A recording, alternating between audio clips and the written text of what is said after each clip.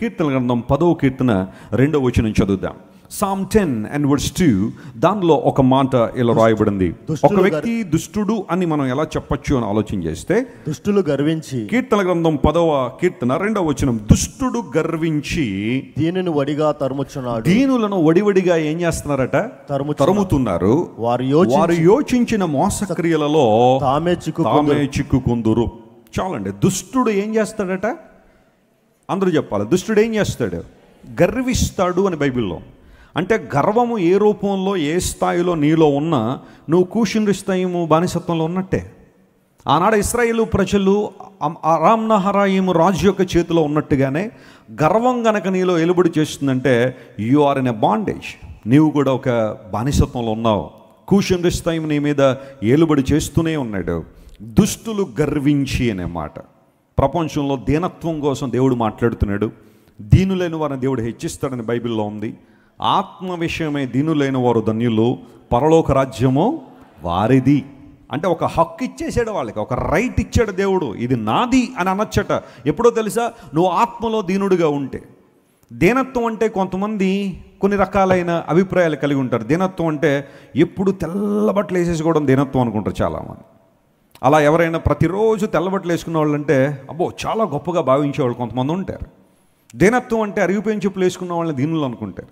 చిరిగిపోయిన బ్యాగ్లు వేసుకుని తిరిగే వాళ్ళు దీనులు అనుకుంటారు చాలామంది. అఫ్కోర్స్ ఆ స్థాయి ఉంటే నేను ఎవరిని విమర్శించట్లేదు, ఆ పరిస్థితి ఉంటే అనుకోవట్లేదు. కానీ అదే దీనత్వం కాదు. దీనత్వం అనేది నీ యాటిట్యూడ్కి సంబంధించింది. నువ్వు పైకి అలా చాలా దీనుడిగా చిరిగిపోయిన బట్టలు, అరిగిపోయిన చెప్పులు, చిరిగిపోయిన బ్యాగ్లు వేసుకున్నంత మాత్రాన నీ హృదయం గర్వంలో ఉండదని నేను చెప్పట్లా. హృదయంలో ఆలోచనలు బహుశా గర్వంగా ఉండొచ్చేమో. ఇతరులను తృణీకరించే అనుభవం నీలో ఉండొచ్చేమో. ఇతరులను తక్కువ చేసి మాట్లాడే అనుభవం నీలో ఉండొచ్చేమో. వారి స్థాయిని, వారి అంతస్తును, వారి భక్తి జీవితాన్ని తక్కువగా మాట్లాడి చూసే అనుభవాలు ఉంటాయి చూసారా? అవి కూడా గర్వంతోనే, అవి కూడా గర్విష్ఠుల లెక్కలో నిన్ను చేరుస్తాయి. ఏ గర్వం నీలో ఉంది? ప్రపంచంలో ఈ రోజున ఏదైనా నడుస్తుంది అంటే గర్వం నడుస్తూ ఉంది. మనుషులు తమకున్న స్థాయిని బట్టి గర్వించేవాళ్ళు ఉన్నారు. తమకున్న ధనాన్ని బట్టి గర్వించేవాళ్ళు ఉన్నారు. నాకేంటండి బోల్డ్ డబ్బులు ఉన్నాయి, చాలా ధనం ఉంది, ఈ ధనంతో నేను ఏదైనా సాధించగలనని దేవుడు అవసరం లేకుండా, దేవుని దగ్గర రాకుండా చాలామంది ధనవంతుల కళ్ళు మూసుకుపోవడానికి కారణం ఏంటో తెలుసా? వారికి ఉన్న ధనాన్ని బట్టి గర్వించేవాళ్ళు. ఆ సందర్భాల్లో చెబుతున్నాను, ధనం ఉండడం తప్పని బైబిల్ చెప్పలేదు. కానీ ధనాన్ని ఎలా వినియోగించుకోవాలో తెలుసుకోకపోతే, ఆ ధనాన్ని బట్టి గర్వించడం కనుక నువ్వు నేర్చుకుంటే ఖచ్చితంగా ఒకరోజు నువ్వు ఇబ్బందులు పాలవుతావేమో. నీ ధనాన్ని నడి రోడ్డు మీద పడేసే రోజు వస్తుంది. నువ్వు కూడబడుతున్న వెండి బంగారాలన్నీ కూడా నడి రోడ్ల మీద విసిరేసే రోజు ఒకటి రాబోతుందని బైబిల్లో రాయబడింది. ఈ లోకంలో మనం ఏది కూడా పట్టుకెళ్ళలేమని మనందరికీ తెలిసినా మన తాపత్రయం అంతా కూడా ఎప్పుడు కూడా ధన సంపాదన, డబ్బులు సంపాదించాలి ఏ రూపంలోనైనా సరే. అది తప్పు అని తెలిసినా డబ్బులు వస్తున్నాయి కదండి అన్నట్టుగా కాంప్రమైజ్ అయిపోయి ఆ ధనాన్ని బట్టి గర్వించే వాళ్ళు చాలామంది ఉంటారు. చూడండి, కొంతమంది ధనవంతుల దగ్గరికి వెళ్ళి మీరు యేసు ప్రభువుని అంగీకరించండి అంటే వాళ్ళ గర్వం ఎంత భయంకరంగా ఉండదు తెలుసా? నాకెందుకు దేవుడు? Why should I need God? నాకేం తక్కువ అని ప్రభువుని అంగీకరించాలి. బిల్లీ గ్రేమ్ అనే దేవుని సేవకుడు ఒకసారి మెర్లిన్ మన్రో అనబడే ఒక యాక్ట్రెస్ దగ్గరికి వెళ్ళాడు. మెర్లిన్ మన్రో అంటే అమెరికాలో చరిత్ర ఇంకెప్పుడు మర్చిపోదనమాట. ఆమె she was the stunning, she was very beautiful. Stunning beauty అనడానికి మెర్లిన్ మన్రోని తీసుకొస్తారు ఎప్పుడు కూడా. షికాగో నగరంలో ఆమె విగ్రహం పెద్దది పెట్టారు. అందరూ వెళ్ళి అక్కడ నిలబడి ఫోటోలు దిగుతూ ఉంటారు. మెర్లిన్ మన్రో అంటే అంత అద్భుతమైన యాక్ట్రెస్ అనమాట. అలాంటి ఆమె దగ్గరికి ఒకసారి బిల్లీ గ్రేమ్ గారు వెళ్ళి, అమ్మా నువ్వు యేసు ప్రభువుని అంగీకరించాలి, నీ అందం నీకు శాశ్వతం కాదు. ఈరోజు నువ్వు అందంగా ఉన్నావు, అందరూ నీ వెనకాల పడుతున్నారని గర్వపడుతున్నావు కదా, ఈ అందం శాశ్వతం కాదు. Your life is more valuable than anything that you acquire. నువ్వు ఈ లోకంలో సంపాదించే వాటికన్నా దేవుణ్ణి నువ్వు కలిగి ఉండడం చాలా గొప్ప విషయం. దేవుడు నన్ను ప్రేరేపించి నీ దగ్గరికి పంపించాడు, నువ్వు యేసు ప్రభువుని నమ్ముకోవాలంటే. ఆమె బిల్లీ గ్రేమ్ గారు కూర్చున్న కుర్చీని కాలుతో తన్ని, నీ దేవుడు నాకు ఎందుకు, నాకేం తక్కువ అని దేవుడి దగ్గరికి రావాలి, నాకేమి లేదని ప్రభువుని అంగీకరించమంటావు బిల్లీ గ్రేమ్ అని చెప్పి చాలా అవహేళనగా మాట్లాడు. బిల్లీ గ్రేమ్ గారు అంటే ఒక సెకండ్ కూడా ఆయన ఖాళీ ఉండదేమో అనిపిస్తే అంత బిజీగా తిరుగుతున్న రోజుల్లో ఆమె దగ్గరికి వెళ్ళి సువార్త చెబితే ఆయన కూర్చున్న కుర్చీని కాలుతో తన్ని మెర్లిన్ మన్రో చెప్పిన మాట, I don't need your Jesus. ఆ సంఘటన జరిగిన కొన్ని నెలలకే మెర్లిన్ మన్రో చనిపోద్ది. అది హత్య లేకపోతే సూసైడా, ఎప్పటికీ FBI అమెరికాలో FBI అంటే ఇంక వాళ్ళని మించిన వాళ్ళు లేరు. ఏదన్నా ఒక కేసు వాళ్ళు తీసుకున్నారంటే చాలా ఈజీగా సాల్వ్ చేస్తారు. వాళ్ళకే ఎప్పటిదాకా చెక్కలేదు ఆమె సూసైడ్ చేసుకుందా, ఆత్మహత్య చేసుకుందా. అయితే ఆమె చివరి రోజులు చాలా భయంకరంగా ఉన్నాయి. ఒక సందర్భంలో ఆమె ఒక పుస్తకంలో మాట రాసిందట, ఏంటంటే ప్రపంచంలో నాకు అన్నీ ఉన్నాయి, అందం ఉంది, డబ్బు ఉంది, నా ఇంటి చుట్టూ చాలామంది తిరుగుతున్నారు, కానీ ఒక విచారకరమైన విషయం అంటే ప్రతి ఒక్కరు కూడా నా మనసును అర్థం చేసుకునే వాళ్ళు ఎవరు లేరు. నన్ను ఒక మాంసపు ముద్దగానే చూశారు, కానీ నా శరీరాన్ని చూసే నన్ను ప్రేమించిన వాళ్ళు చాలామంది ఉన్నారు, కానీ నా మనసుకు ఎవరు దగ్గరగా రాలేదు, నా మనసును ఎవరు ప్రేమించలేదని ఒక సందర్భంలో మెర్లిన్ మన్రో వాపోయింది. ఎందుకు మాట చెబుతున్నానంటే, నీకు అన్నీ ఉండుండొచ్చు లోకంలో, కానీ దేవుడు లేకపోతే, ఆయన చోటు లేకపోతే, ఆయనకు అవకాశం ఇవ్వకపోతే నీ జీవితంలో అన్నీ ఒక రోజు నేను విడిచిపెట్టి వెళ్ళాల్సిందే. ఆఖరికి నాది అనుకున్న నీ దేహం కూడా ఒక రోజున నువ్వు తీసుకెళ్ళలేవని లేఖనాలు చాలా స్పష్టంగా తెలియజేస్తున్నాయి. ఏ గర్వం మనల్ని ఎలుబడి చేస్తుంది? చదువు ఉందనే గర్వం ఉందా? కొన్నిసార్లు పేరు వెనకాల 2 డిగ్రీలు ఉంటే కొంతమందిని పట్టుకోలేం, నాకంటే జ్ఞానవంతులు ఇంకెవరు లేరని అందరినీ ఇబ్బంది పెడతా ఉంటారు. నేను చెప్పిందే వినాలి అన్నట్టుగా ప్రవర్తిస్తూ ఉంటారు. కొన్ని సందర్భాల్లో చిన్న వాళ్ళు చెప్పే సలహాలు కూడా చాలా మంచియే. నయమాన్ ఇంట్లో పనికెళ్ళిన చిన్న పిల్ల సలహా చెప్పిందే లేదా? ఆమె ఏం చదువుకున్నదో బైబిల్లో?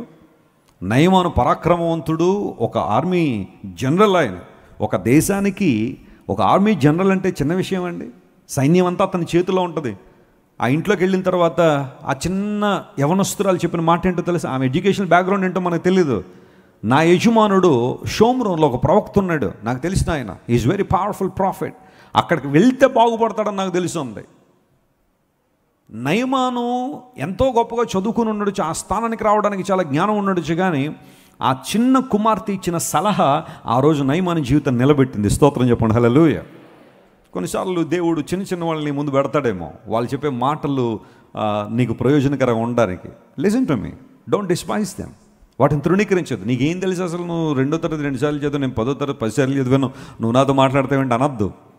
If it is a good thing, listen to them. విను, పర్లేదు. నేను నేర్చుకున్నాను ఆ విషయాన్ని. నా ముందు చిన్న పిల్లలు ఏం మాట్లాడుతున్నా శ్రద్ధగా వింటాను నేను. ఎందుకంటే ఏమో నాకు తెలియని విషయం ఏదైనా వాళ్ళ దగ్గర ఉంటుందేమో, తెలుసుకుందాం ఆలోచనలో ఐఎమ్ ఏ గుడ్ లిజనర్. నేను ఎక్కువ మాట్లాడడానికి ఇష్టపడను, వినడానికి ఇష్టపడతా. ఎవరైనా కానీ నా ముందు ఎవరైనా నిలబడి ఏమైనా మాట్లాడుతుంటే ఓపికగా వింటా. ఏమో 1-2 విషయాలని నాకు తెలియని ఏమైనా తెలుస్తాయేమోనని. వింటూ నేర్చుకుంటున్నావా, లేదా ఆల్ ఇండియా రేడియోలోకి మాట్లాడుతున్నావు నువ్వు? ఆల్ ఇండియా రేడియో ఉంటుంది, ఆన్ చేస్తే అదే మాట్లాడదు, కానీ మనల్ని మాట్లాడినది మధ్యలో ఆపి ఒకసారి ఆగమ్మంటే ఆగుద్దా? కొంతమంది అలాగే చాటర్ బాక్స్లా మాట్లాడుతూ ఉంటారు, ఆల్ ఇండియా రేడియోలాగా ఉంటారు. 1 వే అంతే. భర్తను మాట్లాడినెవరు, భార్యను మాట్లాడినెవరు? ఒకసారి ఒక భార్య భర్తను హాస్పిటల్ తీసుకెళ్ళిందట డాక్టర్ గారి దగ్గరికి. డాక్టర్ గారు, నా భర్తకు మీరు ట్రీట్మెంట్ చేయాలని. ఏంటమ్మా ప్రాబ్లం అంటే, ఈయన రాత్రులు నిద్రపోయిన తర్వాత మాట్లాడుతున్నాడు సార్, నా నిద్ర అంతా చెడగొట్టేస్తున్నాడండి, కొంచెం మీరు ట్రీట్మెంట్ చేయాలంటే డాక్టర్ గారు 5 నిమిషాలు కౌన్సిలింగ్ చేసి అన్నాడు, అమ్మ నువ్వు ఇన్ని పగలు కొంచెం మాట్లాడిస్తే రాత్రులు మాట్లాడకుండా ఉంటాడమ్మా అన్నాడట ఆయన. అంతకు మించి పెద్ద సొల్యూషన్ ఏమీ లేదని. అప్పుడు ఆమెకు అర్థమైంది, ఈమె మెలుగుకున్నంతకాలం ఎవరిని మాట్లాడినట్లేదు, భర్తను అసలు నోరెత్తకు నువ్వు ఇంకా అంటుంది. ఆయన ఏం చెప్తుంటే ఏం మాట్లాడలే. అందరూ బట్టి అయ్యగారు రాత్రులు మాట్లాడుకుంటాడు, ఎక్కడ? నిద్రలో. లెట్ దెమ్ స్పీక్, మాట్లాడినివ్వండి. నీ పిల్లలు మాట్లాడినివ్వండి. కొంతమంది పిల్లలు ఏమైనా మాట్లాడుతుంటే నోరు మూసేయండి, మీరు మాట్లాడుతున్నారా అని మాట్లాడినేవారు. వారి భావాలు, వారి ఉద్దేశాలు మనం తెలుసుకోవాలి. నేను ఆ సందర్భాల్లో నా 3 కూతుల్ని నా దగ్గర కూర్చోబెట్టి, చెప్పండి అన్న ఏంటి, what is happening with you, what you want to become అని అడుగుతూ ఉంటే ఎంత చక్కగా మాట్లాడతారో. That's a very wonderful experience. I would like to advise all the fathers to spend some time with your children. ఆ కిడ్స్కి మీరు ఇవ్వాల్సిన టైం మీరు ఇస్తే you will enjoy that time.